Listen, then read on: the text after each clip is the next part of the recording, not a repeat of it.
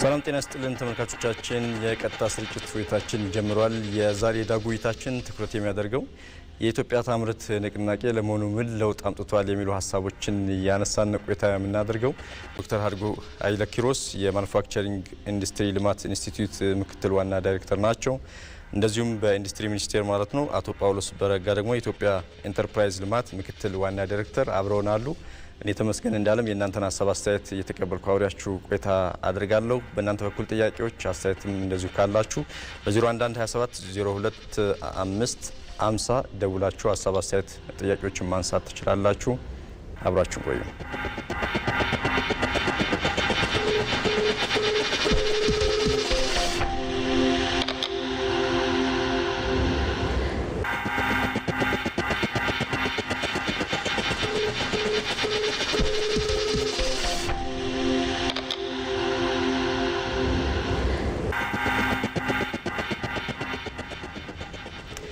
እንኳን ደህና መጣችሁ። ዛሬ ውይይት የምናደርገው ያው እንደሚታወቀው ተቋማችሁ የዚህ የኢትዮጵያ ታምርት ንቅናቄን ሲሰራበት ቆይቷል። ያው ብዙ ስራዎችም ነበሩና ከዛ በኋላ ለመሆኑ ምን ለውጦች መጡ የሚሉ ሀሳቦችን እናነሳለን። ያው እንደሚታወቀው በተለይ የኢትዮጵያ ታምርት የሚለው ንቅናቄ ከመጀመሪያው ከግንዛቤ ጀምሮ ከዛም በኋላ ደግሞ የተለያዩ ስራዎችም ሲሰሩበት ነበርና ለመሆኑ እንዲሁ ከሀሳቡ እንነሳና ምን ለውጦች መጡ የሚሉ ሀሳቦችን ምናልባት ከርሱ እንጀምር። እሺ፣ አመሰግናለሁ። ጳውሎስ በረጋ እባላለሁ። እሺ፣ በኢንዱስትሪ ሚኒስቴር የኢትዮጵያ ኢንተርፕራይዝ ልማት ምክትል ዋና ዳይሬክተር ነኝ። እሺ፣ በቅድሚያ በዚህ ታላቅ አጀንዳ ላይ እንድንወያይ ኢቲቪ ድሉን ስለሰጠን እናመሰግናለን። የኢትዮጵያ ታምርት ንቅናቄ እንግዲህ በዋናነት በተለይ በኢትዮጵያ የማኑፋክቸሪንግ ኢንዱስትሪ ትልቅ ለውጥ ለማምጣት የተቀረጸ ንቅናቄ ነው። 2014 ሚያዝያ ላይ በክቡር ጠቅላይ ሚኒስትራችን ላውንች የተደረገ ነው። እንግዲህ በዋናነት እንደ ሀገር ኢትዮጵያ የአፍሪካ የብልጽግና ተምሳሌት ለመሆን ራዕይ ይዘን እየተንቀሳቀስን እንገኛለን። ለዚህ ራዕይ መሳካት የማኑፋክቸሪንግ ኢንዱስትሪ እድገት እጅግ በጣም ወሳኝ ነው። ዘላቂ የኢኮኖሚ እድገት ለማምጣት ስራ እድል ከመፍጠር አኳያና ከሌሎችም ሀገር ላይ ያለን ጥገኝነት ለመላቀቅ በጣም ጠቃሚ ስለሆነ በተለይ በ10 ዓመት የልማት እቅዱ ከዚህ ማኑፋክቸሪንግ 9 ቢሊዮን የአሜሪካ ዶላር ኤክስፖርት ለማድረግ 5 ሚሊዮን ለሚሆኑ ዜጎች የስራ እድል ለመፍጠር አሁን ካለው በተለይ ማኑፋክቸሪንግ ከኢኮኖሚ ድርሻ ከ6.9 ወደ 17.2 ለማሳደግና በተለይ ደግሞ አብዛኛው እንደ ሀገር 2012 ላይ በነበረው ዳሰሳ 70% የሚሆን የማኑፋክቸሪንግ ምርት ከውጭ ነው የምናመጣው። በዚህ ሁኔታ እንደ ሀገር መቀጠል አንችልም። ስለዚህ ሌሎች ሀገር ላይ ያለን ጥገኝነት ለመቀነስ ሉዓላዊነታችንን ለማረጋገጥ የመጣ እና የኢንዱስትሪ ትንሳኤ ለማምጣት የተቀረጸ ንቅናቄ ነው ማለት ይቻላል። ከዚህ አኳያ ቢግ ፑሽ ወይንም ዋና ፋክተሮች ምን ነበሩ ወደዚህ ያስገደዱን የሚለው ይሄ ንቅናቄ ሲጀመር ከኮቪድ-19 ወረርሽኝ በኋላ ነውና ኢንዱስትሪው በከፍተኛ ደረጃ የተጎዳበት ዝቅተኛ ምርታማነት የነበረበትና በአገር ውስጥ ባጋጠሙ ግጭቶች አብዛኛው ኢንዱስትሪዎች ችግር የደረሰባቸው ሁኔታ ነው የነበረውና ከዚህ ሁኔታ ለመታደግ የሌሎችን ሀገራት ተሞክሮ ወስደናል። ከሁለተኛ ዓለም ጦርነት በኋላ እነ ጃፓን ከእርስ በርስ ጦርነት በኋላ በተለይ ደቡብ ኮሪያ በዚህ አይነት መልኩ ነው ወደ ኢንዱስትሪያላይዜሽን የመጡት ማለት ነው። ስለዚህ የነሱ ተሞክሮ ታይቶ በቂ ዝግጅት ተደርጎበት የተገባ ስራ ነው። የ10 ዓመት ፕሮግራም ነው። እንግዲህ ይሄ ፕሮግራም 3 ትላልቅ ምዕራፎች አሉት። የመጀመሪያው ምዕራፍ ላይ የማስጨበጥ ግንዛቤ መፍጠር በማህበረሰቡ ዘንድ ኢትዮጵያ ታምርት ኢትዮጵያ ማምረት እንደምትችል በተለይ በእኛ ሀገር ምርቶች ላይ። ስለዚህ ከዚህ አኳያ የመጀመሪያው ምዕራፍ የተቋማዊ አደረጃጀትን ማምጣት፣ የፖሊሲና ስትራቴጂ ማሻሻያዎች፣ ሰፊ ግንዛቤ በፈጻሚው በመላው ማህበረሰብ የመፍጠር ነው። ሁለተኛው ከ2018 እስከ 2020 ድረስ የመፈጸም ነው ወይም ደግሞ አክሽን ስቴጅ ነው። በዚህ ስቴጅ ሞዴል አምራቾችን የመፍጠር ለምሳሌ ከኮሪያ መውሰድ እንችላለን። ሳምሰንግ ምግብ ሻጭ ካምፓኒ ነበር። በጣም ስሞል ካምፓኒ ነበር። ዛሬ ትልቅ ሆኖ ነው የምናየው። ስለዚህ በሁለተኛው ምዕራፍ ላይ የኢትዮጵያ ብራንድ የሚሆኑ ኢንዱስትሪዎችን የመፍጠር ተቋሙ አቅም የመገንባትና የግሉ ዘርፍ ሚና ደግሞ የበለጠ በማጠናከር ነው። ሶስተኛውና የመጨረሻው ምዕራፍ ላይ ከ2021 እስከ 2023 የሚተገበረው የግሉ ዘርፍ መሪ እንዲሆን ኢንዱስትሪያላይዜሽን በኋላ በደንብ እንመጣበታለን የሁሉም ማህበረሰብ አጀንዳ እንዲሆን የማድረግ ነውና ከዚያ አኳያ በሶስት ምዕራፎች ተከፍሎ ያው እየተሰራ ያለ ነው። ውጤቱንም ከዚያ አኳያ ነው መንገበ በተለይ እኔ ሀሳቡ ላይ የተወሰነ ነገር ብናየው ዶክተር የኢትዮጵያ ታምርት የሚለውን ሀሳብ በራሱ እኛ ብዙ ጊዜ በራሴም ጊዜ የምጠይቃቸው ነገሮች ነበሩ። ለምንድን ነው እኛ የራሳችን ምርት የራሳችን የሆነ ነገር መስራት ያልቻል ነው የሚል ቅድም እንደተሞክሮ ያነሳናቸውን እነ ኮሪያን እነ ጃፓን ሌሎችም ሀገራት ያደጉ ምንላቸው ሀገራት ዛሬ ቢያንስ አንድም ይሁን ሁለት ታዋቂ የሆኑ ተቋማት አሏቸው የራሳቸው የሚታወቁበት ማለት ነው። ከምርቱን ባሻገር ከገቢውን ባሻገር ልክ እንደ አንዱ የቱሪዝም መስህብ ሆኗል ማለት እንችላለን። ምክንያቱም አንድን ምርት ስንመለከት ለምሳሌ ኤልጂን ስንመለከተው የት ሀገር ተመረተ የሚለው ነገር ይመጣል አይምሮአችን በየቤታችን እያስተዋወቀ ነው ማለት ነው። እና ብዙ ጊዜ እንደዚህ አይነት ጥያቄዎችን እናነሳለን እና በሀሳብ ደረጃ ይህ ሀሳብ መምጣቱ በራሱ እንዴት ያዩታል? የራስ የሆነ ነገር መቀበል አሁን ብዙዎቻችንን የውጭ ምርቶችን ታሳቢ አድርገን ልክ በቃ የጥሩ እቃዎች መነሻ እናደርጋለን። በእርግጥ ምክንያቱም አላችሁ በጥሩ ሁኔታ የተመረቱ ነገሮች መውደድ በራሱ መጥፎም ስላልሆነ ማለት ነው። ግን ሆኖም የራስን ነገር ደግሞ መቀበል ከሚለው ሀሳብ ጀምሮ እስኪ ሀሳቡን እንየው። እሺ መልካም በጣም አመሰግናለሁ። በተለይ መጀመሪያ በንቅናቄው አጠቃላይ የተገኙ ውጤቶችን በተለይ የኢትዮጵያ ታምርት ንቅናቄ ውጤት ምን ተገኘ የሚለውን ነገር ከዛ ብነሳ በጣም ደስ ይለኛል።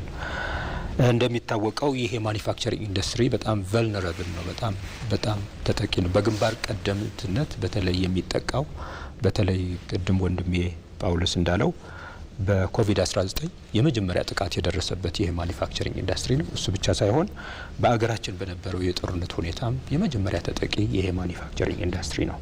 ከዚህ የተነሳ የዘርፉ ምርታማነት አቅም አጠቃቀም መቀነስ ተያይዞ በጣም ትልቅ ጉዳት ደርሶበት ነበር። ስለዚህ ዘርፉን ለመታደግ ከሌሎች ሀገሮች በተለይም የቅንጅት የአሰራርና የአስተዳደር ተግባራት ላይ ተሞክሮ ለመውሰድ ቅድም ወንድሜ እንዳለው በተለይ ከኮሪያ ከጃፓን ተወስዶ ነው ይሄ ኢትዮጵያ ታምርት የሚለው እንቅስቃሴ የተጀመረው ማለት ነው። ይሄ ጽንሰ ሀሳብ ከዛ ነው የተወለደው። ስለዚህ ንቅናቄው ከአደረጃጀት ከመምራት አንጻር በከፍተኛ አመራሩ የተዋቀሩ የስቲሪንግ ኮሚቴ ተቋቁሟል። በክቡር ጠቅላይ ሚኒስትራችን ኢኒሼቲቭ የተቋቋመ ስቲሪንግ ኮሚቴ አለ። በአምባሳደር ግርማ ብሩ የሚመራል። ይሄንን ኢንዱስትሪ ለመታደግ በኦልሞስት በየ2 ሳምንቱ ነው የሚሰበሰቡት። ይሄ ዳይሬክሽን ተሰጥቶ ማለት ነው ከጠቅላይ ሚኒስትሩ። ስለዚህ እሱ ብቻ ሳይሆን ደግሞ የክላስተርና የቴክኒክ ኮሚቴው ከፌዴራል እስከ ክልልና ከተማ አስተዳደር እንዲዋቀር በማለት ለ10 ዓመቱ የንቅናቄው በ3 ምዕራፍ የተከፋፈለ ነው ማለት ነው። ስለዚህ ይሄንን ማኒፋክቸሪንግ ኢንዱስትሪ ለመታደግ ብቻ ሳይሆን ደግሞ ሌሎች አገሮችም የደረሱበትን ለመድረስ ካስፈለገ ማኒፋክቸሪንግ ኢንዱስትሪ ላይ ትልቅ ለውጥ ማምጣት አለብን በሚል በመንግስት ኮሚትመንት የተገባበት ነው። ስለዚህ የኢትዮጵያ ታምርት ንቅናቄ አካሄድ ቅድም እንደነገርኩ የኢትዮጵያ ታምርት ንቅናቄ አደረጃጀት ከመፍጠር ነው የተጀመረው ልልህ ፈልጌ ነው እስከ ከተማ። ስለዚህ በአገር አቀፍ ደረጃ በኩባንያ ደረጃ በተለይ ግንዛቤን ከመፍጠር አኳያ ቅድም እንዳልከው ለምሳሌ አሁን ሜድ ኢን ኢትዮጵያ ሲባል ሰው በቃ መጠቀም አይፈልግም። እኔ የሚገርም አሁን አንዳንድ ምርቶች እዚህ የተመረቱ ግን ወደ ሌላ አገር ሲሄዱ ሜድ ኢን አሜሪካ የሚባሉ አሉ። ስለዚህ ምን ልል ፈልጌ ነው አእምሮው ላይ በተለይ በህብረተሰባችን ላይ የተፈጠረው አመለካከት ትክክል አይደለም። ስለዚህ እሱንም ግንዛቤ ከመፍጠር ነው። ቅድም እንደተባለው በተለይ ይሄ ኢትዮጵያ ታምርት እኛ ምን ሸምት ኢትዮጵያ ታምርት ብቻ ሳይሆን እኛ ምን ሸምት በሚል በኢዲ እየተካሄደበት ያለ ነገር አለ ልል ፈልጌ ነው። ስለዚህ አምራች ኢንዱስትሪ እሱ ብቻ አይደለም አደረጃጀት መፍጠር ብቻ ሳይሆን የአምራች ኢንዱስትሪ ፖሊሲ ማዘጋጀትን ማጽደቅንም ተችሏል። ለመጀመሪያ ጊዜ ነው። ይሄንን ማኒፋክቸሪንግ ኢንዱስትሪ የኢኮኖሚ ትራንስፎርሜሽን እንዲመጣ ካስፈለገ ለወደፊቱ ማኒፋክቸሪንግ ኢንዱስትሪ በአገር ውስጥ እንዲመራ ካስፈለገ በፖሊሲ መደገፍ አለበት ተብሎ ፖሊሲ ተቀርጾ ጸድቆ ወደ ስራ ሄደዋል። ስለዚህ ፖሊሲው ምንጭ ያደረጉና ለአምራች ኢንዱስትሪ ከፍተኛ አስተዋጽኦ ሊያበረክቱ የሚችሉ 12 ስትራቴጂዎች ቨሪ ኢምፖርታንት 3 ፍኖተ ካርታ እና 7 የአሰራር መመሪያና 3 የግብይት የቢዝነስ ሞዴል የማዘጋጀት ስራ ተፈጽሟል።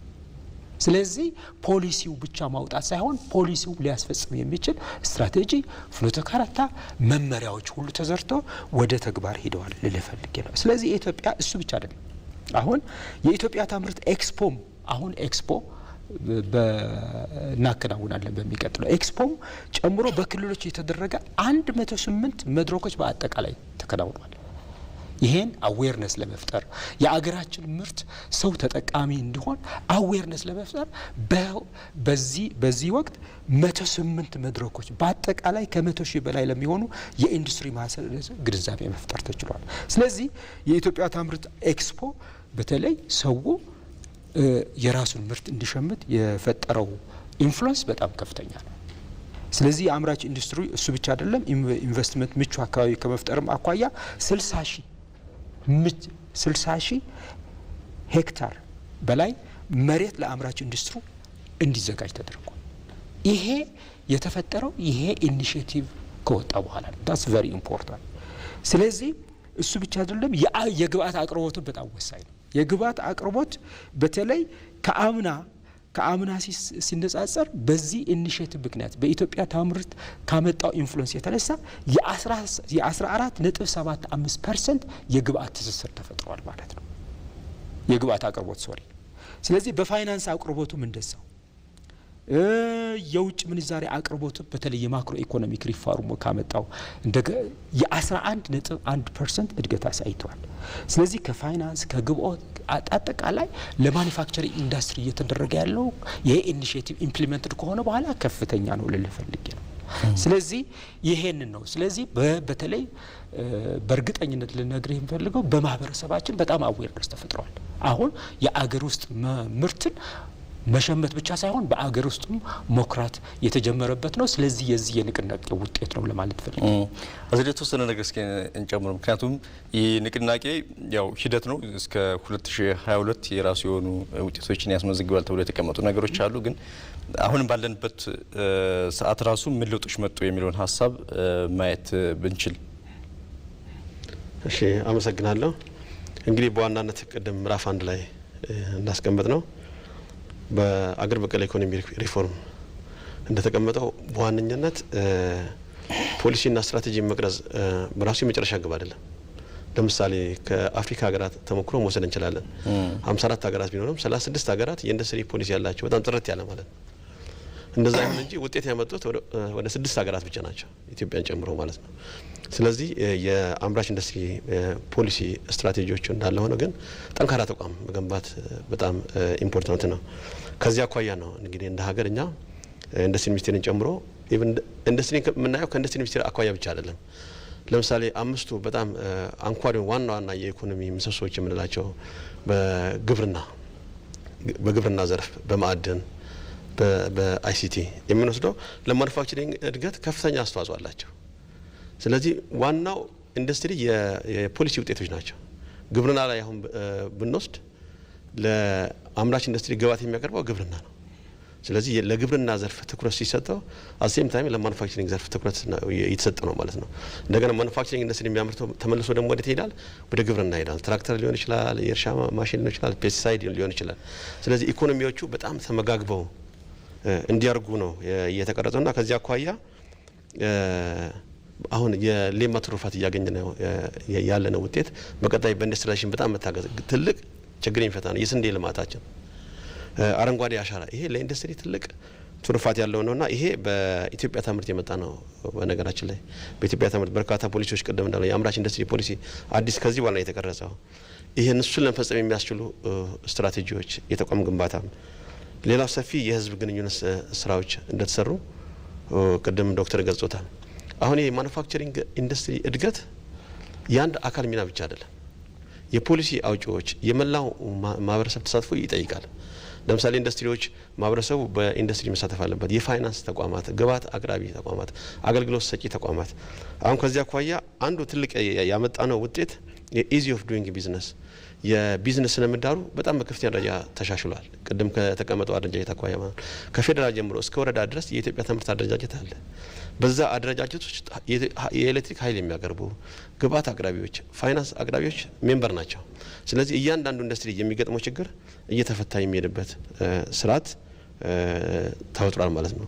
ወጣቱም የኢትዮጵያ ታምርት ትልቅ ተስፋ ያደረገ ነው የስራ እድል ከመፍጠር አኳያ በተለይ ኢንተርፕረነሮች። ስለዚህ ከዚህ አኳያ ይሄ በተለይ ንቅናቄው ሰፊ ግንዛቤ ፈጥሯል። የራስ ምርት ከመጠቀም አኳያ ብናየው ጫማ አሁን ኦልሞስት በአገር ውስጥ ምርት ነው እየተደረገ ያለው። የስማርት ፖሎች አሁን ውጭ ሀገር የምናይ ከዛ በተሻለ ሁኔታ ነው።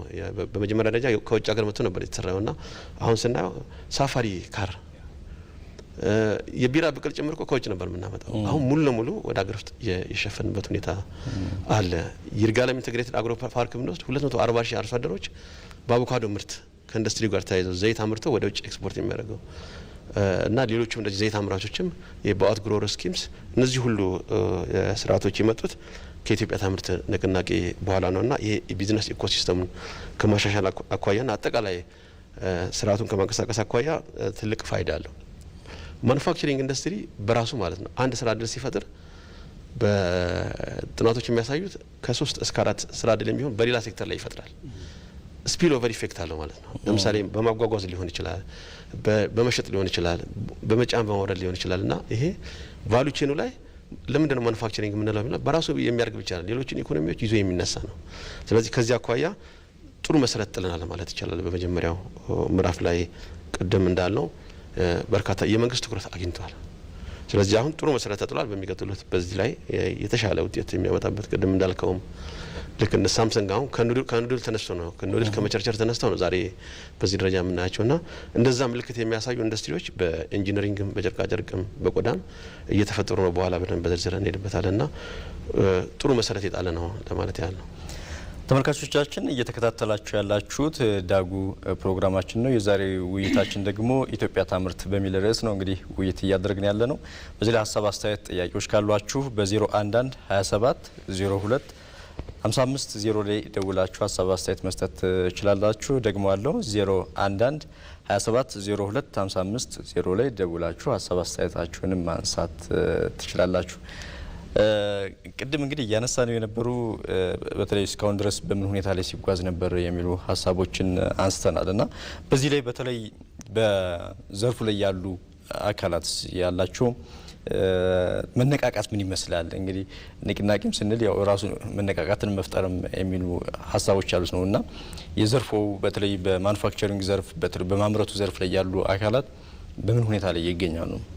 ካለፈው ጊዜ ጋር በንጽጽር ስንመለከተው በመጀመሪያ በኢትዮጵያ የተመረቱ ምርቶችን በተለይ ገበያውን ምን ያክል ተቆጣጥረውታል ያልከው ጥያቄ እሱን በተለይ የገበያ ድርሻችን ከማሳደግ አንጻር በተለይ በሀገር ውስጥ በግማሽ አመቱ በተለይ 40% ለማድረስ ታቅዶ ነበር ባለፈው 6 ወር ግን የደረስንበት 40.82 ነው። ስለዚህ ይሄ ከእቅዳችን አኳያ ኦልሞስት 100% ነው። በተለይ ከውጭ በሚመጡ ምርቶችን ዲፔንደንሲ ለመቀነስ እየተሰራ ያለው ቀላል ነገር አይደለም ልል ፈልጌ ነው። ይህም ከውጭ የሚገቡ ምርቶችን በተለይ በሀገር ውስጥ ለመተካት 40.82% ገበያውን ለመሸፈን ተችሏል ማለት ነው።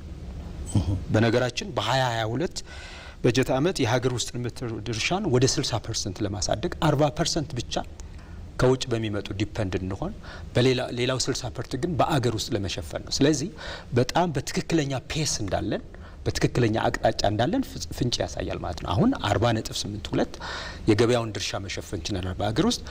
በ2022 ደግሞ 60% እንሸፍናለን። ስለዚህ በትክክለኛ ትራክ እንዳለን ያሳያል ማለት ነው።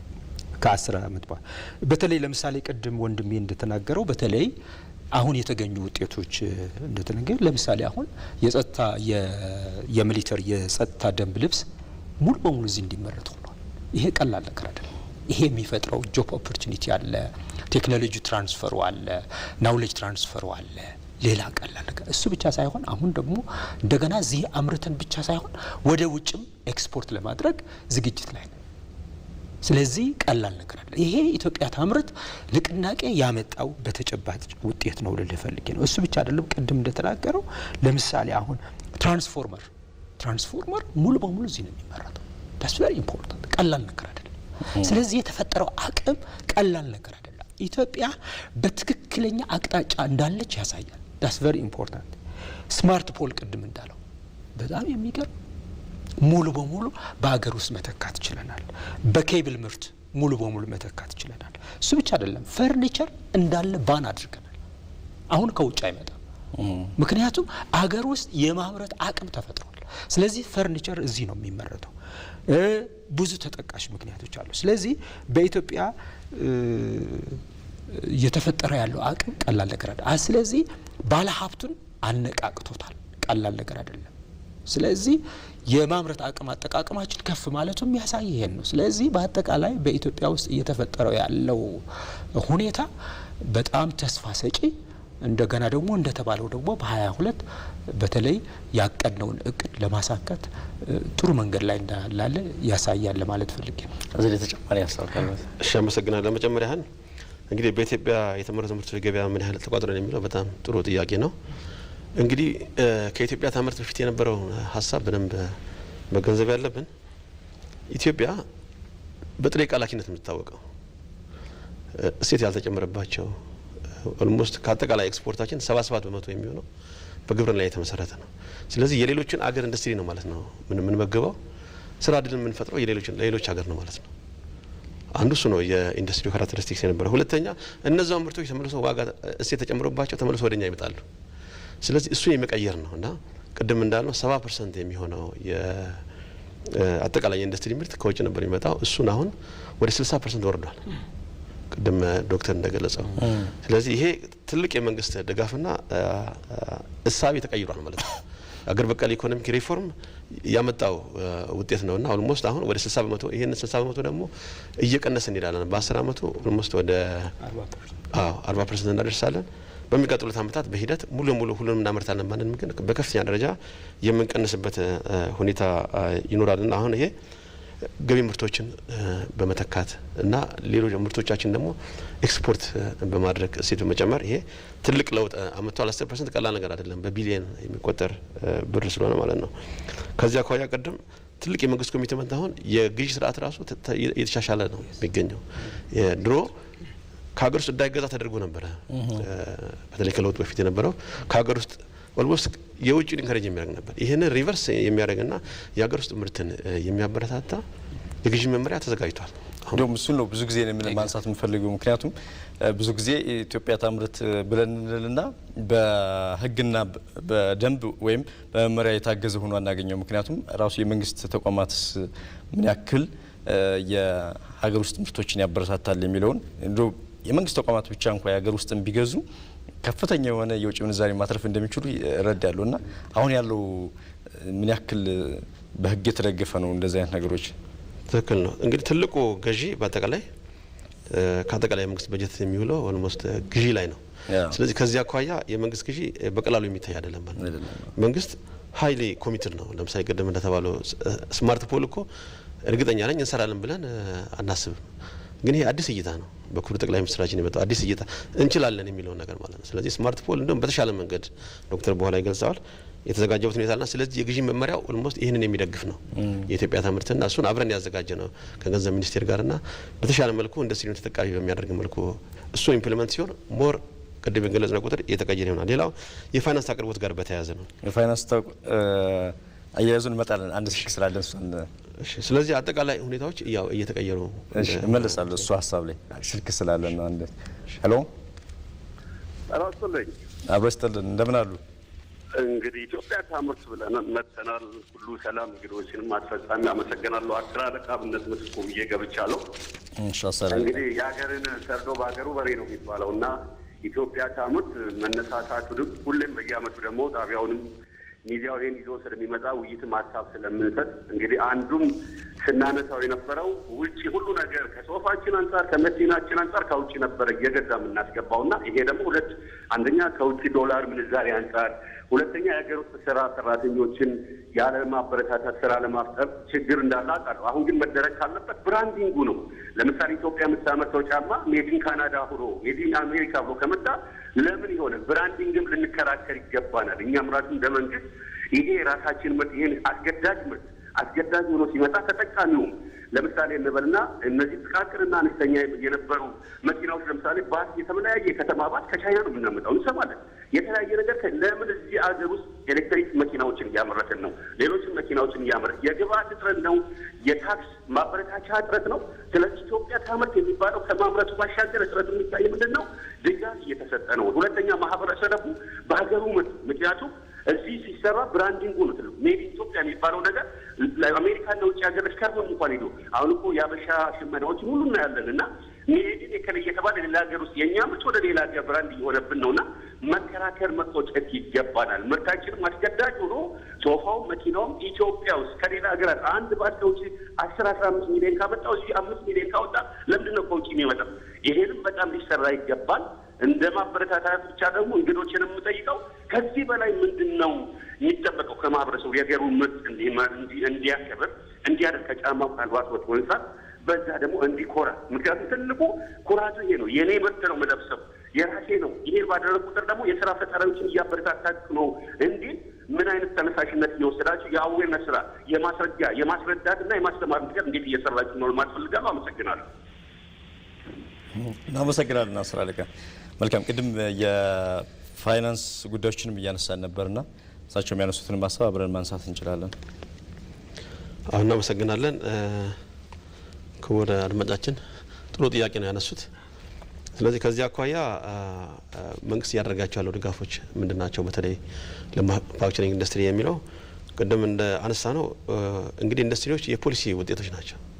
ስለዚህ ከፋይናንስ አኳያ ብናይ አጠቃላይ ከሚሰጠው ብድር ከ10 በመቶ በታች ነው የነበረው ማለት ነው። በተለይ ለዚህ ሴክተር ማለት ነው።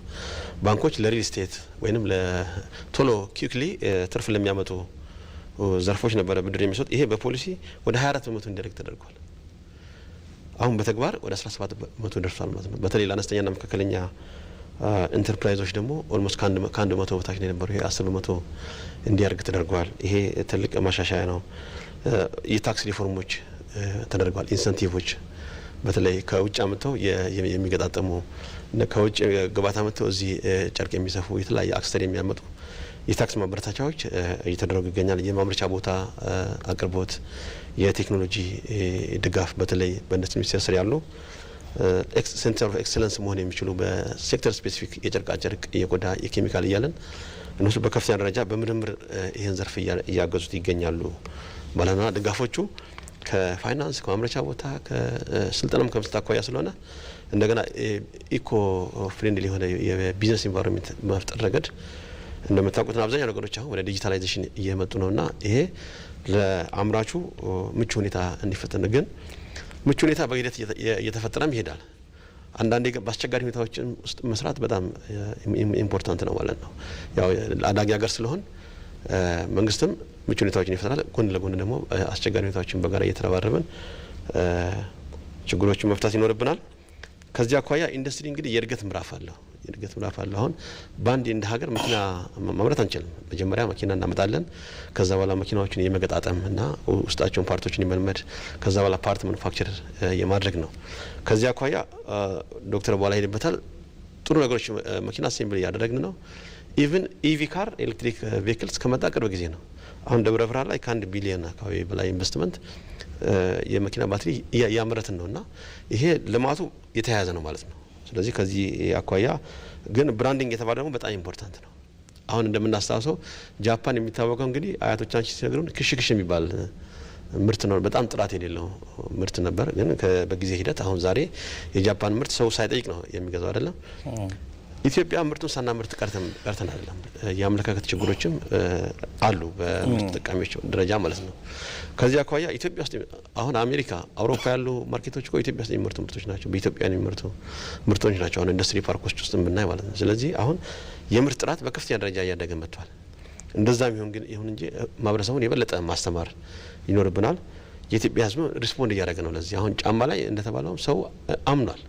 ስለዚህ አመለካከቱ ላይ ከሰራን ለማህበረሰቡ በደንብ ካሳወቅን የተሻለ የአገር ምርት መጠቀሙ ላይ እየጨመረ ይመጣል። ለዚህ ደግሞ የኢትዮጵያ ታምርት በየአመቱ ዓለም አቀፍ ኤግዚቢሽንና ባዛር በፌዴራል ደረጃ በክልል ደረጃም እያዘጋጀ ነውና የተለያዩ ውይይቶችም እየተደረጉ ነውና ማህበረሰቡን ያቀፉ ጥሩ እድገት ላይ ነው ያለው። በተለይ ብራንዲንግ ከማስተዋወቅ አኳያ አሁን የኢትዮጵያ ምርቶች በኒውዮርክ ላይ በከፍተኛ ደረጃ እየተሸጡ ነው። ለምሳሌ ሙያ ኢትዮጵያ የባህላዊ አልባሳት ሊያ ከበደ ዓለም አቀፍ ሞዴሊስቶች መጠቀም ለምለም የሚል ብራንድ አሁን በአሜሪካ ደረጃ በጣም በከፍተኛ ደረጃ ተፈላጊነት ያለው ነው። ኢቭን ማቅረብ አልተቻለም ፍላጎታቸው ማለት ኬርዥ የሚባል አሁን ቆዳ ላይ ሃይላንድ ሌዘርስ በራሳችን ምርት ማለት ነው።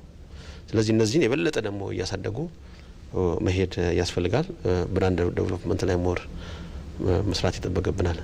ግን መልካም ጅምሮች አሉ ማለት ያለው እዚህ ላይ አብረን እናያይዝና ሜዲን ኢትዮጵያ የሚሉ ወይም በኢትዮጵያ የተመረቱ ምርቶችን ወደ ዓለም አቀፍ ገበያ ማስገባት ቅድም ያነሳናቸዋል። ከሱ ባሻገር ግን ኢቭን ማስተዋወቅ ሀገርን ማስተዋወቅም ጭምር ላይ ምን ያክል ውጤታማ ነው? አብሮ ማንሳት ይፈልጉት ነው። በነገራችን አንድ የረሳሁት ነገር በተለይ ይሄ የአፈር ማዳበሪያ ከረጢት ከውጭ ነበር የምናስመጣው። ለመጀመሪያ ጊዜ በኢትዮጵያ ውስጥ ለማምረት አሁን ዛሬ ማኒፋክቸረሮቹ ከግብርና ሚኒስቴር ጋር ኮንትራት ይፈራርማል። ይሄ ትልቅ እድገት ነው።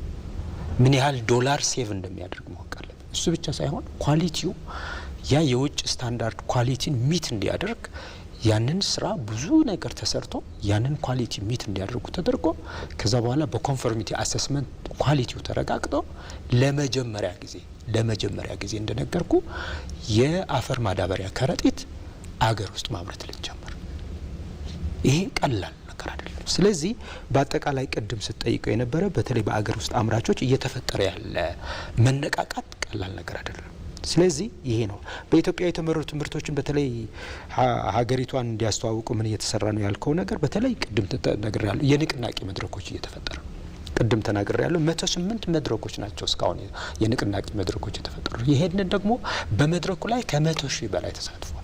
ቀላል አዌርነስ አይደለም እየተፈጠረ ያለው ለማለት።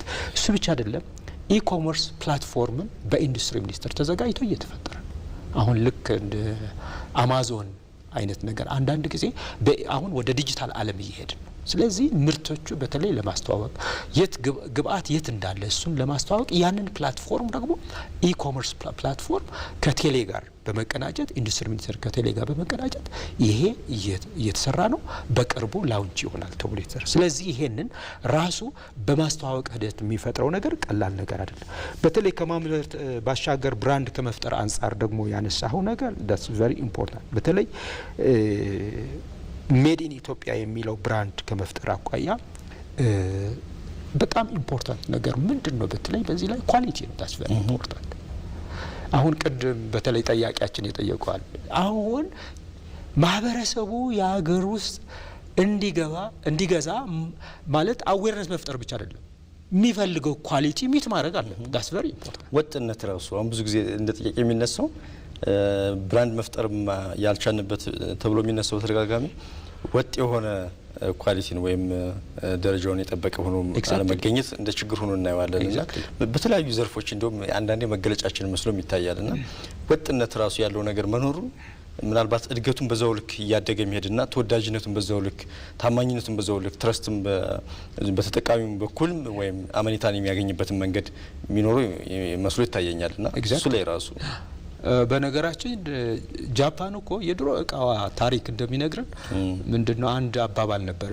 በቃ ማለት የጃፓን እቃ በጣም የኳሊቲ ወረደ እቃ ምልክት ነበር። በኋላ እነሱ በራሳቸው ላይ በሰሩት ነው። ከዚያ በኋላ አሁን ሜድ ኢን ጃፓን ፎር ግራንትድ ተወስደዋል። በቃ ምንም ነገር ሳታጣራ ሜድ ኢን ጃፓን ካለ ፎር ግራንትድ፣ ሜድ ኢን ጀርመኒ ሪላያቢሊቲ አለ። ስለዚህ ይሄንን ደግሞ እኛ ምን እያደረግን ነው? በተለይ ጥራቱ ሚት እንዲያደርግ ብዙ ስራ እየተሰራ ነው። በተለይ አይሲኦ ሰርቲፊኬሽን እንዲያገኙ የጥራት ሰርቲፊኬሽን እንዲያገኙ እንደገና ደግሞ ጥራታቸው የሚፈልግባቸውን ጥራት ደግሞ ሚት እንዲያደርጉ በተለይ በእኛ ኢንስቲትዩት ቀላል ስራ አይደለም እየተሰራ ያለው። ስለዚህ ኦልሞስት ጥራታቸውን ከፍ ለማድረግ ቅድም እንደነገርኩ ለምሳሌ ፒፒ ባግ በምንም ተአምር ግብርና ሚኒስቴር አይቀበለንም ነበር። ጥራቱን እኛ ሚት እንዲያደርጉ ቴክኒካሊ በእኛ ኢንስቲትዩት ተደግፈው ያንን ጥራት ሚት ካደረጉ በኋላ በኮንፎርሚቲ አሰስመንት ከተረጋገጠ በኋላ ነው ግብርና ሚኒስቴር ኮንትራክት ይሰጣል። ስለዚህ ምን ልል ፈልጌ ነው አሁን አዌርነስ መፍጠር ብቻ ሳይሆን በማህበረሰቡ ኮንፊደንስ መፍጠር ያስፈልጋል። ዳትስ ቬሪ ኢምፖርታንት። ጥራቱ መረጋገጥ አለበት። በምንም ተአምር በጥራት ኮምፕሮማይዝ ልናደርግ አይገባም። ስለዚህ በዚህ ደግሞ በጣም ከፍተኛ ስራ እየተሰራ ነው ልል ፈልጌ ነው። በተለይ ከሚመለከታቸው እየተሰራ ነው። በተለይ የቅድም ምናልባት ወንድሜ የጠቀሰው ከፋይናንስ አቅርቦት በተለይ ምቹ ሁኔታ ለማኒፋክቸረር ኢንዱስትሪ ከመፍጠር አኳያ በተለይ የብድር አቅርቦቱ ከ13% ያልዘለለ ነበር። አሁን ወደ 24% አድጓል። ቅድም ወንድሜ ጳውሎስ ሲናገር ነበር።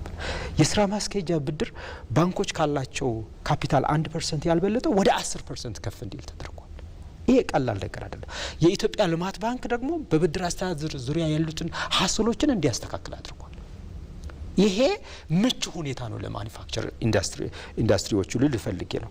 ለከፍተኛ አምራች ኢንዱስትሪዎች የብድር አቅርቦቱ ከእቅዳችን አኳያ አሁን ካለፈው 87% ነው። ዳትስ ቬሪ ኢምፖርታንት። በተለይ ከአምና ደግሞ ሲወዳደር በፍጹም ሰማይ ነበር።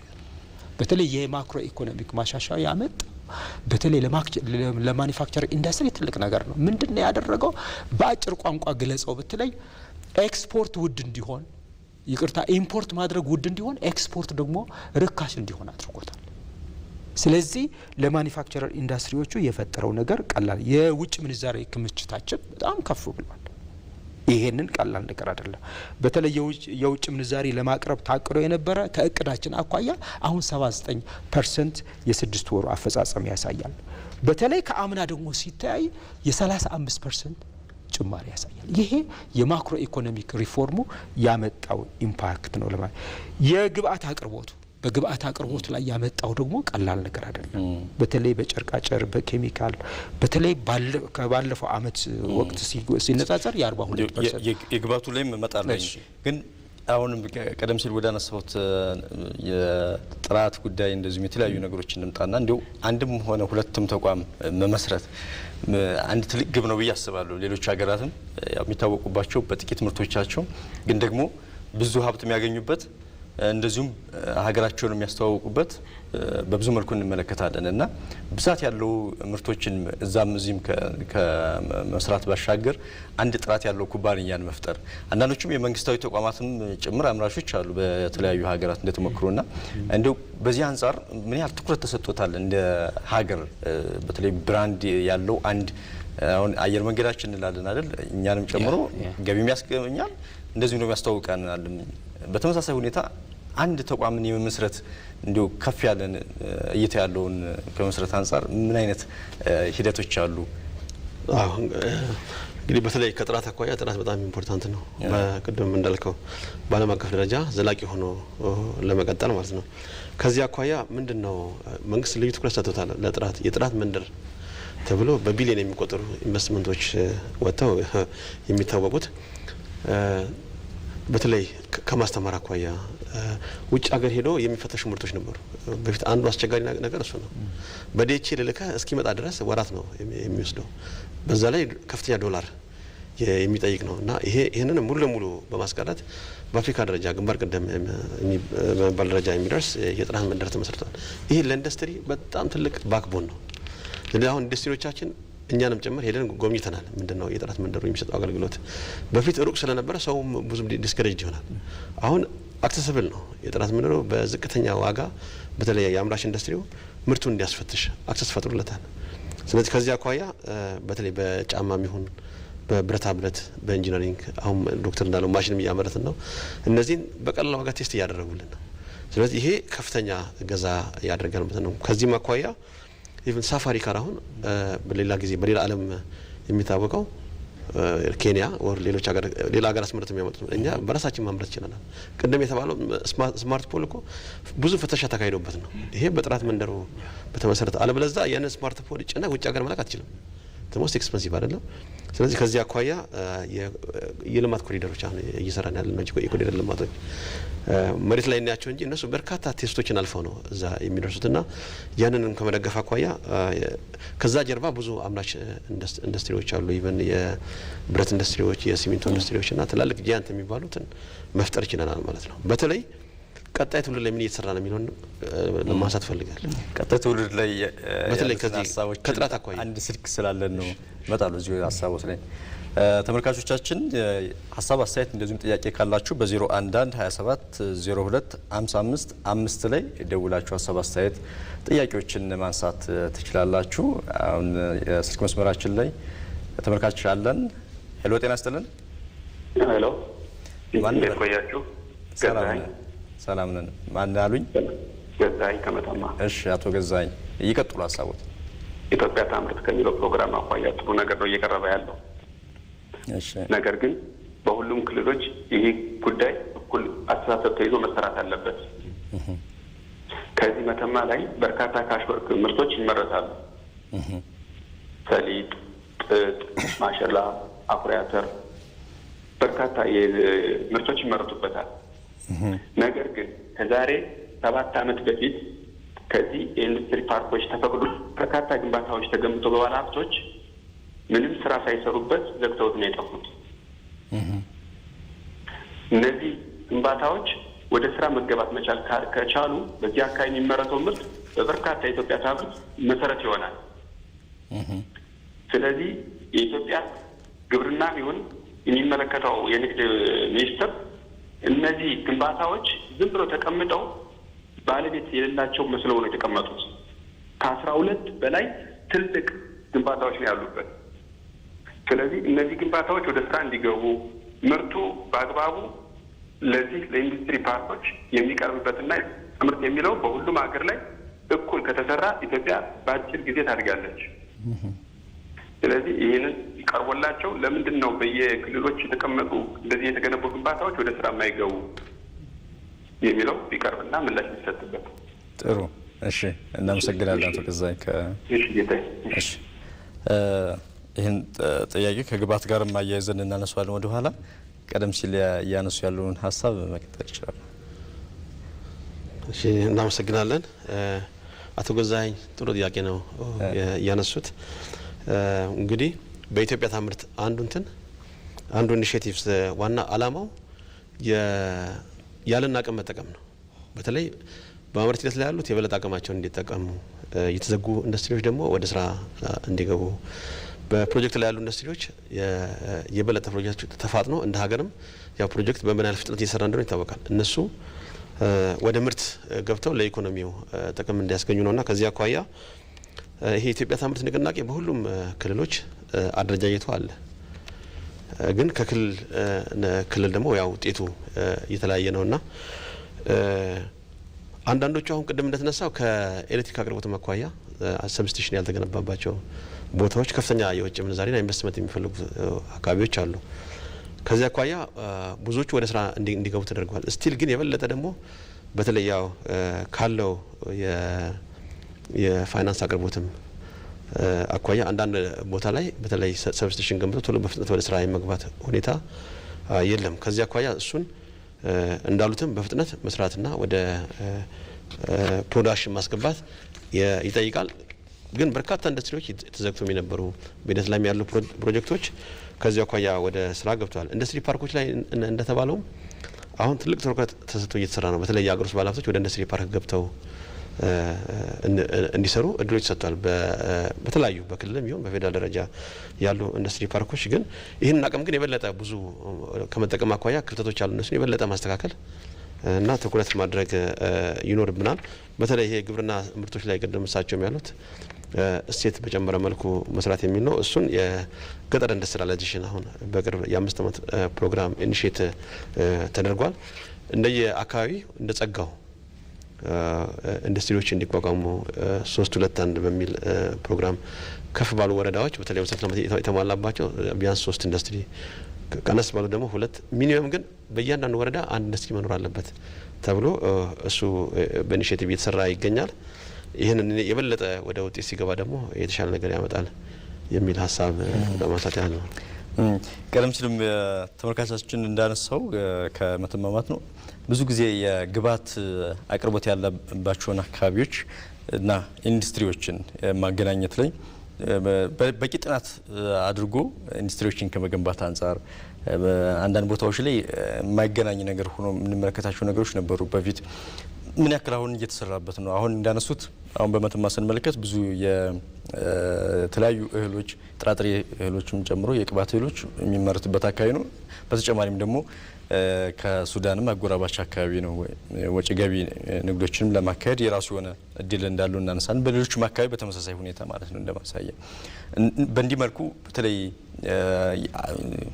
ግብዓት ያላቸውን አካባቢዎችና ኢንዱስትሪዎችን አገናኝቶ ከመስራት አንጻርስ ያለው ምንድነው? በቂ ጥናት አድርጎ የመግባት ሁኔታዎች ምን ለውጥ አለ አሁን ላይ?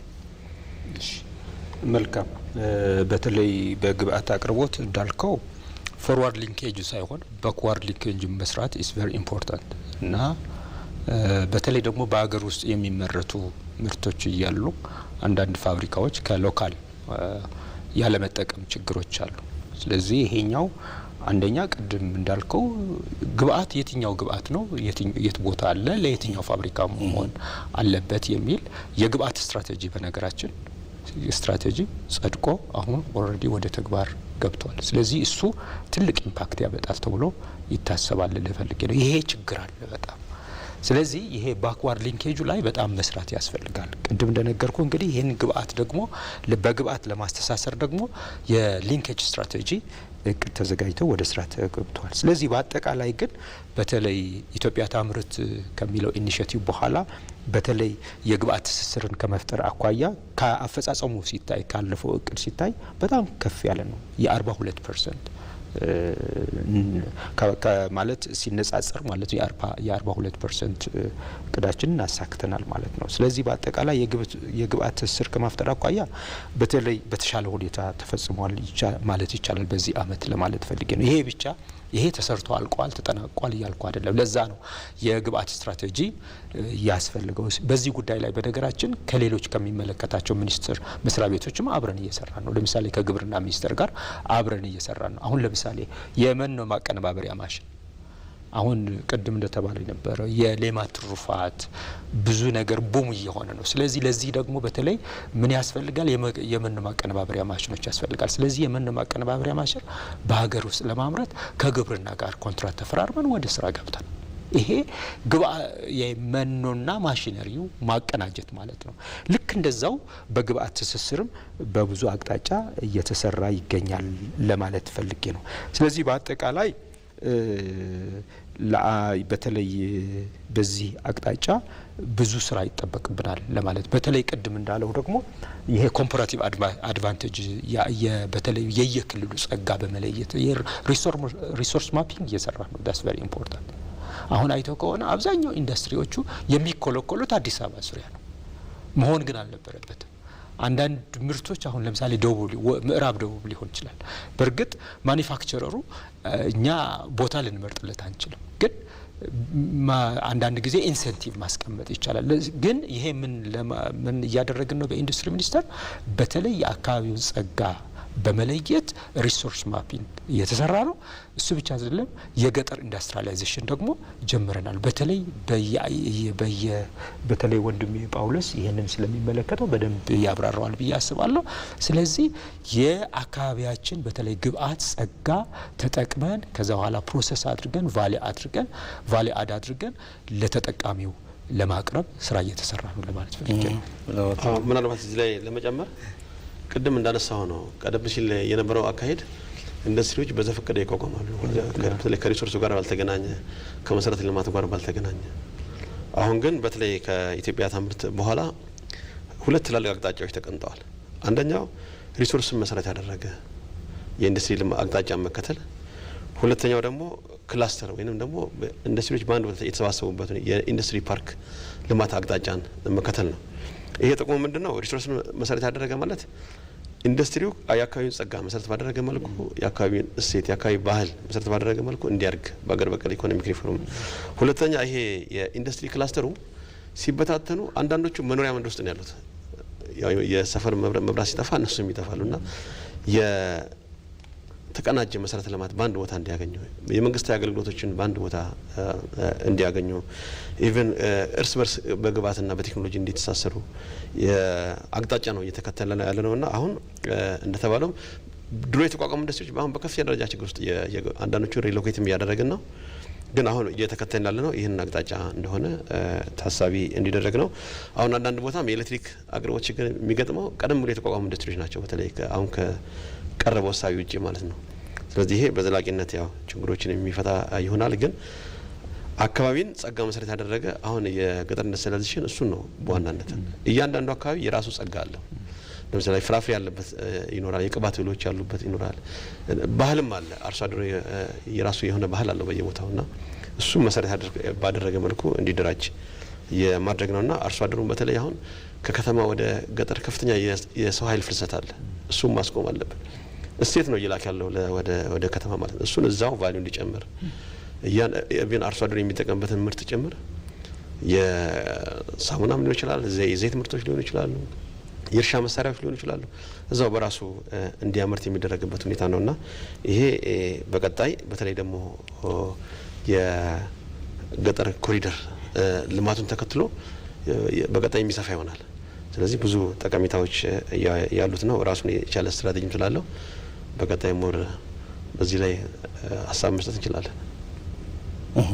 በተለይ የብዙ ሀገራትን እድገት ስንመለከተው የፈጠራ ክህሎታቸውም ወይም ደግሞ በተለየ መልኩ ስራዎችን የሚሰሩበት እንዳለው ነው። በተለየ መንገድ ደግሞ ከተለያዩ ሀገራት ሙያዎችን ተሞክሮችን እየወሰዱ የሙያ ሽግግር የሚያደርጉበት ሁኔታ እንመለከታለን እና እኛም ሀገር እንግዲህ የአምራቹ ዘርፍ አንዱ ከሌላውም የሚማርበት የቴክኖሎጂ ሽግግር የሚደረግበት ሁኔታዎችም አስፈላጊ ሆኖ እንመለከተዋለንና በተለይ የሙያ ሽግግርን ስንመለከተው ከሌሎች የመማርን ጥሩ ነገር መውሰድ የራሱ የሆነ በጎም ነገር ስላለው ከዚህ አንጻር ያሉ ተሞክሮች። እሺ በጣም ወሳኝ ነገር ነው ያነሳው። በጣም አሁን አንዱ ትልቁ ነገር በተለይ ማኒፋክቸረሮች የሚያመርቷቸው ምርቶች አንዱ ኳሊቲ ሚት ከማያደርጉበት አንዱ ትልቁ ነገር ምንድነው? በተለይ ቴክኖሎጂ ነው። ምክንያቱም ጊዜው የሚመጥን ቴክኖሎጂ እየተጠቀሙ አይደለም። ማኒፋክቸሮቻችን አውትዴትድ ናቸው። አሁን ኦልሬዲ በተለይ አሁን አይተ ከሆነ ወደ 4.0 የሄደች ነው ዓለም። 4.0 ቴክኖሎጂ እየተጠቀሙ ነው። አርቲፊሻል ኢንተለጀንስ እየተጠቀሙ ባሉበት ሰዓት ከነሱ ጋር ነው በነገራችን ብንወዳደረው። ስለዚህ አንዱ ጥራት የምናስጠብቀው የቴክኖሎጂ ትራንስፈር ኢስ ቬሪ ኢምፖርታንት፣ በጣም ፋንዳሜንታል። ስለዚህ በዚህም አቅጣጫ በተለይ አዳዲስ ቴክኖሎጂዎች የሚያመጡትን ማኒፋክቸረሮች ኢንሰንቲቫይዝ ማድረግ ያስፈልጋል። ዳትስ ቬሪ ኢምፖርታንት። እኛ በምንም ተአምር አውትዴትድ የሆነ ማሽን መጣያ መሆን የለብን። በነገራችን ይሄ በፕሮዳክሽንም ኢምፓክት አለው፣ በኳሊቲም ኢምፓክት አለው። ፕሮዳክሽን ኮስታችንም በዛው ኢምፓክት አለው፣ በኳሊቲም ኢምፓክት አለው። ስለዚህ ይሄ የምርጫ ጉዳይ የቅንጦት ጉዳይ ሳይሆን በተለይ በዚህ በዓለማዊ ሁኔታ ተወዳድሮ ለማሸነፍና ዋኝቶ ለመውጣት የጊዜው ቴክኖሎጂ መጠቀም ኢስማንዳቶሪ። ሁለተኛው ኳሊቲ ምትን እንዳናደርግ የሚያደርገን ቅድም አንዱም እኮ በተለይ በዓለም ባለው ሁኔታ መወዳደር ያለብን አንዱ በኳሊቲ ነው፣ ሁለተኛ በዋጋ። ስለዚህ በዋጋ እንድንወዳደር ካስፈለገ ኤፊሽንሲያችን መጨመር አለበት። ኤፊሽንሲ ለመጨመር ደግሞ ቴክኖሎጂ በተለይ አዳዲስ ቴክኖሎጂዎች አዳዲስ ፈጠራዎች መጠቀም አለብን። ሁለተኛ ስኪል ጋፕ አለ። ዳትስ ቬሪ ኢምፖርታንት። አይቶ ከሆነ ከዩኒቨርሲቲ የሚመረቁት ይሄ የቲኦሪ ወይም ደግሞ ምንድነው የቡክ ናውሌጅ ያላቸው ኤግዛክትሊ ቡክ ናውሌጅ እንጂ እጃቸው ያፍታቱ ሰዎች አይደሉም። ስለዚህ ምን አድርገናል? በተለይ የስልጠና ቴክኖሎጂ ምንድነው ስትራቴጂ አቅደን ወደ ተግባር ገብተናል። ስለዚህ በዚህ በተለይ በስኪል ጋፕ እየለየን ስልጠና መስጠት ጀምረናል። ስለዚህ በዚህ ደግሞ እየመጣ ያለው እምርታ ቀላል ነገር አይደለም። ዳትስ ቬሪ ኢምፖርታንት። ስለዚህ እሱ ነው። ሌላው ሶስተኛ እንግዲህ በምርምር መደገፍ ያስፈልጋል። ቀደም እንዳልኩ ለምሳሌ የፒፒ ባግ እዚህ እንዳናምርት ያደረገበት ምክንያት ፒፒ ባግ የማያመርቱ ማኒፋክቸረር ስለሌሉ አይደለም። የሚፈለገው ኳሊቲ ሚት የማያደርጉ ማኒፋክቸረርስ። ምክንያቱም አይተው ከሆነ በተለይ ማዳበሪያ ሃይግሮስኮፒክ ነው በባህሪ ውሃ እርጥበትን አይፈልግም። እርጥበትን ከሳበ በተለይ ፒፒ ባጉ ወይም ደግሞ ከረጢቱ ኳሊቲው ካልጠበቀ መልሶ በአምራቾች ላይ የሚያመጣው ኢምፓክት ቀላል ነገር አይደለም። ኢቭን እሱ ብቻ ሳይሆን ከኢኮኖሚክ ሲግኒፊካንሱ ፖለቲካል ሲግኒፊካንስ ያመጣል። አሁን ለምሳሌ ማዳበሪያው በጥሩ ሁኔታ ማለት ኳሊቲ የጠበቀ ማዳበሪያ ካልቀረበ በዘር ላይ የሚያመጣው ኢምፓክት ቀላል ነገር አይደለም። ስለዚህ ኳሊቲ ኢዝ ቨሪ ኢምፖርታንት። ስለዚህ ስኪል ጋፕን እየለየን ስልጠናዎችን እንሰጣለን። እንደገና ደግሞ ቅድም እንደነገርኩ የስልጠና ማኑዋል ተዘጋጅቶ በደንብ እየሄድንበት ነው። ስለዚህ በዚህ ላይ ብዙ አድሬስ እያደረግን ነው ለማለት ፈልጌ ነው። ጥሩ ዶክተር፣ እንመለሳለን ወደ ሀሳባችን። ተመልካቾቻችን አሁንም እየተወያየን ያለ ነው ኢትዮጵያ ታምርት በሚል ሀሳብ ላይ ነው ትኩረት አድርገን የዛሬ ዳጉ ውይይት እያደረግን ያለ ነው። በ011 27 02 55 5 ላይ ደውላችሁ ሀሳብ፣ አስተያየት፣ ጥያቄዎችን ማንሳት ትችላላችሁ። ምናልባት ወደ እዚሁ ሀሳብ ላይ እንምጣና የሰው ኃይላችን ላይ የመስራት ሁኔታዎች ላይ ደግሞ የተወሰነ እንመልከተው እስኪ። የቴክኖሎጂዎችን ሰፋ አድርገን ስንመለከተው ነበር። የሰው ኃይላችን ምን ያክል ለዚህ ብቁ የሆነ የሰው ኃይል አለ? ቴክኖሎጂውን ልክ እንደምናመጣው የሙያው ሽግግሩን በተወሰነ ደረጃ። እሺ፣ አመሰግናለሁ። እንግዲህ እንደምታወቀው ኢትዮጵያ ዲሞግራፊ በጣም ለየት ያለ ነው። ከአጠቃላይ ፖፑሌሽኑ 70% የሚሆነው ወጣት ነው። በቀላሉ መሰልጠን የሚችልና ለስራ ዝግጁ የሆነው። ሌሎች ሀገሮችም ያደጉት ከቴክኖሎጂም በላይ በህዝባቸው ነው። ወጣት ላይ ከሰራን ሞር የተሻለ ውጤት የምናመጣበት ሁኔታ አለና የትልቅ ሀብት ነው ማለት ነው። ከዚያ አኳያ ስናይ እንግዲህ ሀገራችን በጣም የውጭ ኢንቨስትመንቶች ቀልብ ስባለች። አንደኛ ገበያ ነው። ወደ 120 ሚሊዮን የሚጠጋ በጣም እያደገ ያለ ኢኮኖሚ ለአፍሪካ ቅርብ ለዓለም በጥቂት ሰዓታት ውስጥ ወደ ፈለክበት ገበያ የሚደርስበት ነው። ከዚያ አኳያ በተለይ እንግዲህ የውጭ ባለሀብቶች የምንፈልገው አንደኛ ፋይናንስ ነው፣ ሁለተኛ የቴክኖሎጂ ሽግግር ነው፣ ሌላ አዳዲስ አሰራሮችን እንድንማር ነው። ቀደምት የምንላቸው በኢንዱስትሪ አድቫንስድ የሆኑ እንደነ ኮሪያ፣ ሌሎችም እንደነ ጃፓን፣ አውሮፓ ሀገራት ያሉት ከነሱ ብዙ መማር ይኖርብናል። ስለዚህ ከዚህ አኳያ መንግስት ብዙ ማበረታቻዎች አድርጓል። እነዚህ ባለሀብቶች ወደዚህ እንዲመጡ ኢንዱስትሪ ፓርክን ከመገንባት ጀምሮ ማለት ነው። በሽርክና እንዲሰሩ በተለይ የሀገር ውስጥ ባለሀብቶች ትልቅ ኢንሰንቲቭ አለ ዶክተር እንደምታውቀውና የኢንቨስትመንት ማበረታቻዎች አሉ። የሀገር ውስጥ ባለሀብቶች ከውጭ ባለሀብቶች ጋር እንዲሰሩ እና አሁን እዚህ ውስጥ ተቀጥሮ የሚሰሩ የኢትዮጵያውያን ናቸው። ስለዚህ ቅድም ያልናቸው በኢንዱስትሪ ሚኒስቴር ያሉ ተቋማት ክፍተትን መሰረት ያደረገ ክህሎት፣ እውቀት፣ አመለካከት ላይ ኢንተንሲቭሊ እየሰሩ ነው። ከዚህ ስልጠና ነው ሰው ኃይል ኢንዱስትሪዎቹ ሰፕላይ የሚደረገው። ቅድም የተጠቀሱ ቁጥሮችም ከዚህ አኳያ ኢንዱስትሪው የሚፈልገውን የሰው ኃይል ለማልማት የተጀመሩ ስራዎች አሉ። በተለይ በቲቬት እንደገና ይሄ በኢንዱስትሪ ሚኒስቴር ስር ባሉ ማዕከላት በመንግስት ተቋማት ማለት ነው። በዋናነት እንግዲህ ቅድም እንደተባለውም በቲዮሪ ብዙ ነገር እናውቃለን። ዋናው ነገር ምንድነው ግን ሃንድ ሆልዲንግ የሆነ ፋብሪካ ላይ ገብቶ የሚሰራ ኃይል ከማፍራት አኳያ ክፍተቶች ነበሩ። እሱ አሁን በተለያየ መንገድ በቲቬትም በኢንዱስትሪ ሚኒስቴርም እየተሰራ ይገኛል። በተለይ ደግሞ አሁን በኢንዱስትሪ ፓርኮች ውስጥ ብናይ ኢቭን ከውጭ ሀገር ባለሀብት በላይ ከውጭ ሀገር ባለሙያዎች በላይ የሚሰሩ ኢትዮጵያውያን አሉ። ኢትዮጵያን አይሰሩም የሚል አመለካከት ባይዞ በጣም ትክክል አይደለም። የኢትዮጵያን ወጣቶች አሁን ውጭ ሀገር ጣሊያን የሚሰሩ አሉ ተቀጥረው። ከኮምቦልቻ ካርቪኮ የሚባል ኢንዱስትሪ ፓርክ ውስጥ ኢንዱስትሪ አለ። የራሱ ብራንች ኢንዱስትሪ ላይ ኢትዮጵያን ነው ቀጥሮ ጣሊያን ውስጥ እያሰራ ያለው ማለት ነው። የቻይናም እንደዚህ ሁዋጀን የሚባለው ጫማ አምራች ኩባንያ አለ ትልቅ። እሱም ኢትዮጵያኖች ቻይና ድረስ ሄደው እየሰሩ ነው። እዚህም ያሉት በከፍተኛ ደረጃ ቶሎ ፈጣን ተማሪዎች ናቸው። ቶሎ ውጤት እያመጡ ነው። ይህን ግን የበለጠ ማስፋት ያስፈልጋል። በደንብ ካሰለጠናቸው የሀገራችን ወጣቶች ቶሎ የሚማሩና በቀላሉ ለውጥ የሚያመጡ ናቸው። ግን ይህንን በጣም ማስፋት ያስፈልጋል። በተለይ የፕራይቬት ሴክተሩ በዚህ በስልጠናና ትምህርት ላይ እንዲገባ፣ የመንግስት ተቋማትን ደግሞ የበለጠ አቅማቸውን የማጠናከር ስራ መስራት ይኖርብናል። መልካም ጅምሮች አሉ። እነዚህን የበለጠ ማሳደግ አለብን።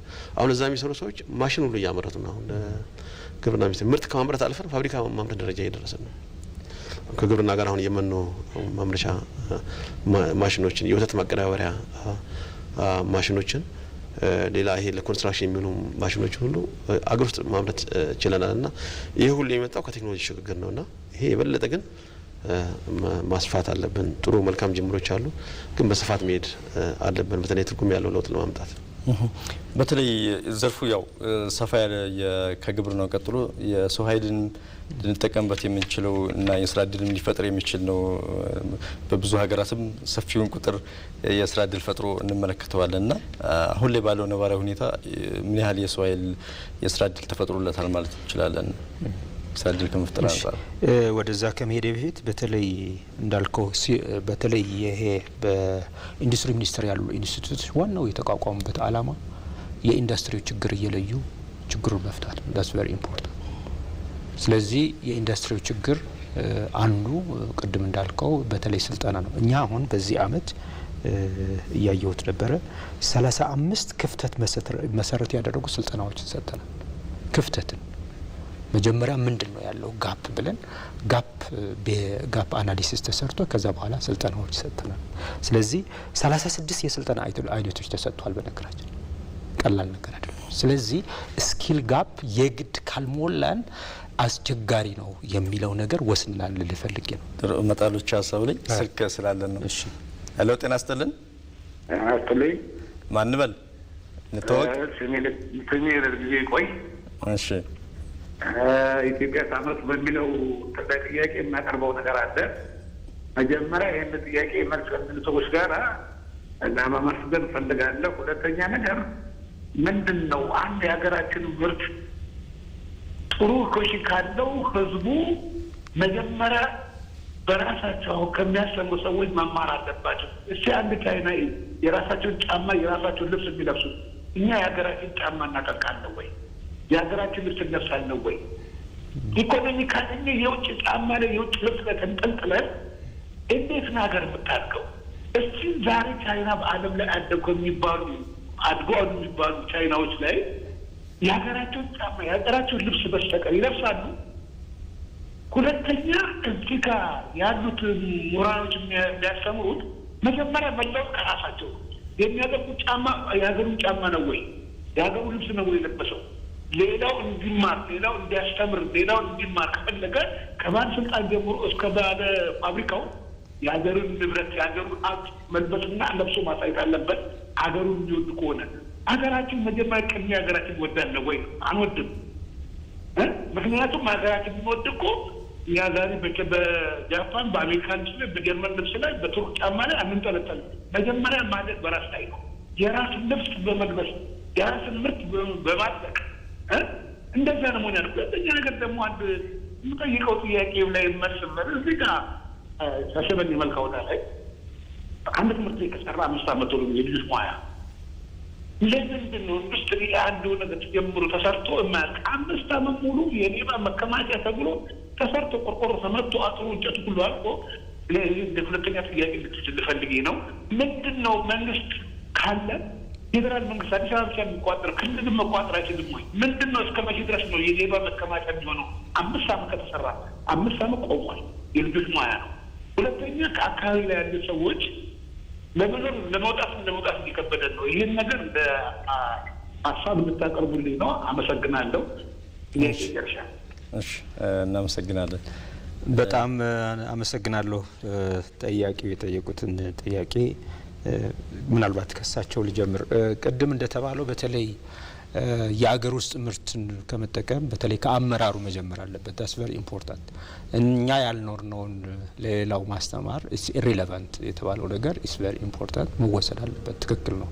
እሱ ብቻ ሳይሆን በተለይ መንግስት እንደ መሪነቱ ለቢሮ የሚጠቀምባቸው ቁሳቁስ ይሆን ማንኛውም ነገር የአገር ውስጥ እንዲሆኑ ማድረግ መቻል አለበት። ስለዚህ ምሳሌ መሆን አለብን ለማህበረሰቡ። ጫማዎችንም፣ ሱሪዎችንም፣ ኮቶችንም የተባለው ነገር እሱ የምንወስደው ነገር ነው። ትክክል ነው። አሁን የጀመርነው ነው። የባህል ለውጥ ለማምጣት ነው እየተሰራ ያለው። የባህል ለውጥ ደግሞ ኦቨርናይት አይመጣም፣ ግን ምልክቶች አሉ። ስለዚህ አሁንም ቢሆን በተለይ አመራሮቻችን የአገር ውስጥን በመጠቀም በጣም ምሳሌዎች ናቸው። በተለይ ጠቅላይ ሚኒስትሩ የሀገር ውስጥ ምርት ይጠቀማሉና በዚህ እሳቸውንም ላደንቅ እፈልጋለሁ። የተባለው ነገር ግን እውነት ነው። እኛ ምሳሌ መሆን አለብን የተባለው ነገር ትክክለኛ ነው ለማለት ፈልጌ ነው። በስልጠናው ላይ ግን እሱ ብቻ ሳይሆን የችግር እየለየን ስልጠና መስጠት ብቻ ሳይሆን የተለይ በዩኒቨርሲቲ ኢንዱስትሪ ሊንኬጅ ላይም በተለይ እየሰራ ነው። በተለይ ቅድም እንደነገርኩ የዩኒቨርሲቲ ተማሪዎች ቡክ ናውሌጅ እንጂ ይሄ ሪል ናውሌጅ የላቸውም። ሪል ናውሌጁ ኢንዱስትሪው ስለሆነ ይሄ ኤክስተርንሺፕ ኢንተርንሺፕ እኛ ጋር እየመጡ እየወሰዱ ነው ልል ፈልጌ ነው። ስለዚህ በዚህ አቅጣጫ ክህሎታቸውን እያስታጠቀን ነው። ስለዚህ በጣም ጥሩ ስራ እየተሰራ ነው። በተለይ በቅድም እንደነገርኩ በተለይ ይሄ በቴክኖሎጂ ትራንስፈርም ጥሩ ስራ እየተሰራ ነው። አሁን መጨረሻ ላይ ምናልባት የጠየቀው ጥያቄ ይመስለኛል ከስራ እድል ፈጠራ ያልከው ነገር እሱን ልሄድበት። የስራ እድል ፈጠራ ኢስ ቨሪ ኢምፖርታንት እንዳልከው ማኒፋክቸሪንግ ኢንዱስትሪ ብዙ ሰራተኞችን አብሶርብ የሚያደርገው። ስለዚህ በዚህ አቅጣጫ አቅደን እየሰራ ነው። ለምሳሌ ባለፉት 6 ወራት ለ125 ዜጎች የስራ እድል ለመፍጠር ታቅዶ ለ127385 ዜጎች የስራ እድል ተፈጥሯል። ኦልሞስት የእቅዳችን 100% ነው። ይሄ እየነገርኩ ያለሁት አሁን ስራ አጥ ያለውን በሙሉ ስራ እያስያዝን ነው እያልኩ አይደለም። ይሄ ከእቅዳችን አኳያ ለወደፊቱ ብዙ ስራ ይጠበቅብናል። ከእቅዳችን አኳያ ግን ቀላል ነገር አይደለም። ስለዚህ ስራ እድል ከባለፈው አመት ተመሳሳይ ወቅት ራሱ ሲነጻጸር የዛኔ የ5.4% እድገት አለው። ስለዚህ የስራ እድል ፈጠራው ጥሩ ነው ለማለት ፈልጌ ነው። አመሰግናለሁ። ጥሩ ውይይታችንን ማጠቃለያ እናድርገውና በተለይ እዚህ የማምረቻው ዘርፍ ኢትዮጵያ ታምርት የሚለው ንቅናቄ ውጤቱም በ2022 እንደርስበታለን ተብሎ የታቀደ እቅድ አለና ከዚህ አንጻር ምን ያክል እየሄደ ነው፣ ምን ያክል ውጤቱ እየታየ ነው የሚለውን ነገር እንደማጠቃለያም ምን መደረግ አለበት የሚለው ሀሳቦችን እሺ፣ አመሰግናለሁ። እንግዲህ በ2022 በልማት ዘመኑ መጨረሻ በማኑፋክቸሪንግ ኢንዱስትሪ ቅድም እንዳለው 9 ቢሊዮን አካባቢ ከውጭ ንግድ እናገኛለን። 5 ሚሊዮን የስራ እድል ይፈጠራል። የኢኮኖሚ ድርሻው ከ6.8 በመቶ ወደ 17.2 በመቶ የሀገር ውስጥ የገበያ ድርሻውም በዛ መልኩ ያድጋል ተብሎ ነው የሚታሰበው። ከዚህ አኳያ እንግዲህ አሁን ግማሽ ላይ ነው የምንገኘው፣ አምስተኛ አመት ላይ ነው የምንገኘው። ይህን ስናየው በቀጣይ ምን አስቻይ ሁኔታዎች አሉ የተሻለ ውጤት ለማምጣት አሁን ያለንበትስ ምን ይመስላል የሚለውን ነገር ለማየት እንሞክራለን። ከዚህ አኳያ አስቻይ ሁኔታዎች በተለይ ከፍተኛ የኢንዱስትሪ ፍላጎትን የክሪቲክ አቅርቦት አኳያ የህዳሴ ግድባችን ወደ መጠናቀቅ አካባቢ ነው ያለው። ይሄ ለኢንዱስትሪው ትልቅ ትሩፋት የሚያመጣ ነው። የጥራት ምንድር ቅድም እንዳለው ኢንዱስትሪን የሚደግፉ ሁኔታዎች መገንባታቸው፣ አገር በቀል ኢኮኖሚ ማሻሻያ ሪፎርሞች አሁን ያሉት ለኢንዱስትሪ ምቹ ሁኔታዎች ቅድም እንደተጠቀሰው የሚፈጥሩ ናቸው። ማክሮ ኢኮኖሚ ሪፎርሙ፣ የሌማት ትሩፋት፣ አረንጓዴ አሻራ፣ የገጠር ኢንዱስትሪያላይዜሽን፣ አጠቃላይ ቢዝነስ ስነ ምህዳሩ ይህ ምቹ ሁኔታ የሚፈጥር ነው። ከዚህ አኳያ ምን ይቀረናል፣ እስካሁን ምን ሰራን የሚለው ላይ ብናይ ገቢ ምርቶችን ከመተካት አኳያ ብዙ ርቀት ሄደናል። በተለይ ከውጭ የሚመጡ ጥቅም ቅድም እንዳልነው ከ30 በመቶ ወደ 40 በመቶ አጠቃላይ የሀገር ውስጥ ምርት ፍጆታ ከፍ ብሏል። የሀገር ምርት የመጠቀም ባህል እያደገ መጥቷል። በተለየ ሁኔታ የመንግስት ትኩረት አግኝቷል የማኑፋክቸሪንግ ኢንዱስትሪ። ከዚህ አኳያ ከውጭ የሚመጡ ምርቶችን እየቀነስን ሀገር ውስጥ ያሉ ምርቶችን የመጠቀም ባህል እያደገ ፖሊሲውም ድጋፍ እያገኘ የመጣበት ሁኔታ አለ። የማምረት አቅም አጠቃቀምም የበለጠ የተሻሻለበት ሁኔታ፣ የምርት ስብጥርን ከማሳደግ አኳያ፣ እሴት ከመጨመር አኳያ እንግዲህ በቀጣይ አሁን ልዩ ትኩረት ይሻቸዋል ብለን የምናስበው በጠበቅነው ልክ ያልሄዱ የስራ እድል ፈጠራ ነው። የስራ እድል ፈጠራ እያደገ መጥቷል። ቅድም እንደተጠቀሰው ግን ስቲል ከምንጠብቀው 5 ሚሊዮን የስራ እድል አኳያ በተለይ ደግሞ ማኑፋክቸሪንግ ኢንዱስትሪ ከአጠቃላይ ስራ እድል ከ4.5 በመቶ ወደ 15 በመቶ ማደግ አለበት። አሁን በግብርና ነው ሞር ስራ እድል የፈጠር ነው። ይህን የበለጠ አሻሽለን መሄድ ይኖርብናል። ከወጪ ንግድ ከማሳደግም አኳያ ብዙ ስራዎች የሚጠብቁ መሆኑ አጠቃላይ በአምራች ኢንዱስትሪ የኢኮኖሚ ድርሻ ውስጥ ያለው ድርሻ የበለጠ እንዲያድግ ከማድረግ አኳያ በርካታ ስራዎች በሚቀጥሉት 5 ዓመታት ይቀሩናል። ይህም ማሳካት የሚያስችሉ እድሎች ግን አሁን አሉ። እነሱን እድሎች ለመጠቀም በተለይ ጠንካራ ተቋም ከመገንባት አኳያ እንደ ቅድም እንዳልከው ባለሙያዎች በተለይ ሰው ኃይል ልማት ላይ ሙሉ ትኩረት አድርገን ከሰራን በእርግጠኝነት እናሳካለን። ዶክተር ታንኪዩ በጣም አመሰግናለሁ። በጥቅሉ በተለይ በ2022 ዓመተ ምህረት የበለጸገች ኢትዮጵያን እውን ለማድረግ በጣም ወሳኝ መሰረት ተጥሏል። እንደገና እሱ ብቻ ሳይሆን በጣም ብሩህ ተስፋ ነው። በጣም አስቻይ ሁኔታዎች ተፈጥረዋል። ቅድም እንደነገርኩ በተለይ አንድ ያልጠቀስኩት 96 ምርቶች ተለይተው ስትራቴጂክ ምርቶች ተለይተው ሙሉ በአገር ውስጥ ለማምረት ስራ እየተሰራ ነው። ቀላል ነገር አይደለም። ስለዚህ በተለይ ህልማችን እውን እንደሚሆን ምንም ጥርጥር የለኝም። ቅድም እንደነገርኩ በተለይ በአመራሩ ቁርጠኝነት አለ።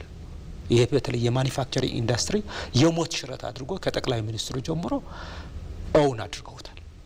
የእለት ክትትል የሚያደርጉበት ነው። እሱ ብቻ ሳይሆን በፋብሪካም ጭምር እየተገኙ ችግሩን እየለዩ እዛው አቅጣጫ እየሰጡ የሚፈታበት ነው። ስለዚህ ምን ልል ፈልጌ ነው፣ በተለይ ከየትኛውም ጊዜ በላይ ማኒፋክቸሪንግ ኢንዱስትሪ እድል የተሰጠበት እንዳሁኑ ዘመን ያለ አይመስለኝም። በተለይ ደግሞ የአመራር ትኩረት ያገኘበት እንዳሁኑ ዘመን የለም። ስለዚህ በአጠቃላይ ኢኮኖሚያዊ መዋቅር ሽግግር እንደሚመጣ በጣም ምልክቶች ያሳያሉ። ስለዚህ ምቹ አስቻይ ሁኔታዎች አሉ። በተለይ የማምረት አቅም አጠቃቀማችን ደግሞ ታስታውሳለ 62.4% ለማድረስ ታቅዶ የማምረት አቅም አጠቃቀማችን 61.2% ደርሷል። ይሄ ምንድነው የሚያሳየው?